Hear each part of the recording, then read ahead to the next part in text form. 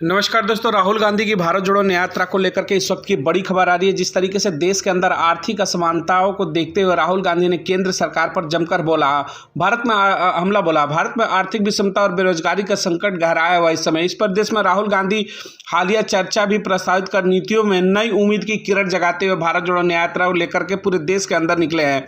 राहुल गांधी ने IT professional के साथ बातचीत में भारत की आर्थिक विषमता और जॉब क्राइसिस पर भी गहराई से चर्चा करते हुए लोगों के बीच में अपनी बातों को रखा। उन्होंने GST को सरल बनाने में, टैक्स सिस्टम को MSMEs की सहायता के लिए पुनः डिजाइन करने और किसानों की MSP के माध्यम से सुरक्षित करने और जॉब क्रिएटर्स की क्षमताओं को बढ़ावा देने जैसे तमाम बड़े मुद्दों को लेकर के राहुल गांधी इस समय देश में इन चर्चाओं को शुरू कर चुके हैं। भारत जोड़ो न्याय यात्रा के दौरान उनका मानना है कि तकनीक का उपयोग करके सभी भारतीयों को विकास की प्रक्रिया में शामिल करना चाहिए, जिससे कि 90% आबादी पीछे ना छूट पाए। जी हाँ, जिस तरीके से लगातार राहुल गांधी ने 90% आबादी को लेकर के मुद्दे को उठाया और सरकार से सवाल उठाया कि क्या वाकई में देश के अंदर सबकी भागीदारी सुनिश्चित है। वहीं राहुल गांधी ने समाधान न केवल आर्थिक विकास को समर्थन देते हुए कहा, बल्कि समाज के हर वर्ग को साथ लेकर चलने की दिशा में भी राहुल गांधी ने बड़ा सवाल उठाया।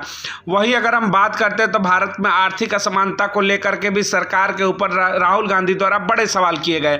वहीं अडानी, अंबानी और मोदी सरकार के अन्य मित्रों को विभिन्न सरकारी नीतियों और फैसलों के लाभ पहुंचाने जाने के ऊपर भी जनता के बीच में राहुल गांधी ने बड़े सवाल खड़े किए। इन लाभों में कर छूट, सस्ती जमीनें और अन्य वित्तीय सहायता भी शामिल है जो आम जनता के खर्चे पर दिए जा रहे हैं। इसको लेकर के राहुल गांधी ने बड़े सवाल पूछे। यह सरकारी नीतियां और लाभ आम जनता से संसाधन छीन रही है और आर्थिक असमानता को बढ़ावा दे रही है।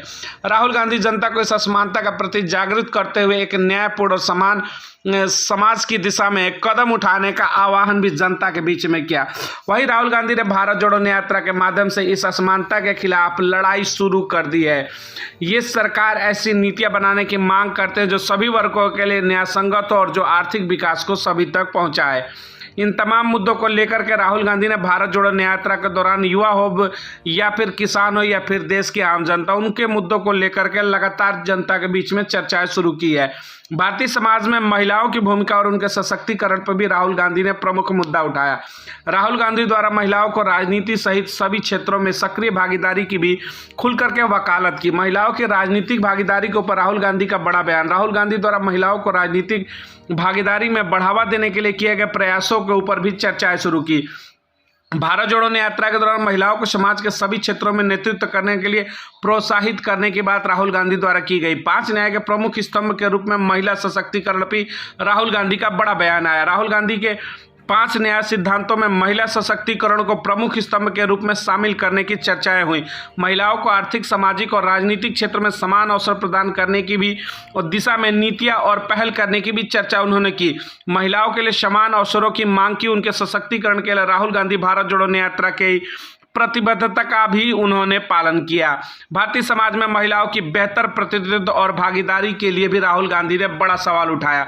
जिस तरीके से देश की 50% महिला आबादी, उसको लेकर के राहुल गांधी का बड़ा बयान है कि सरकार आने के बाद इनकी भागीदारी को सरकारें सुनिश्चित करेंगी कांग्रेस की अगर 2024 में सत्ता बनती है तो। लगातार भारत जोड़ो न्याय यात्रा के दौरान राहुल गांधी द्वारा बेरोजगार, महिला सुरक्षा, किसान, इन तमाम मुद्दों को लेकर के सरकार से सवाल पूछते नजर आ रहे हैं। चलिए मिलेंगे अगली तमाम बड़ी खबरों के साथ भारत जोड़ो न्याय यात्रा की। बहुत बहुत धन्यवाद।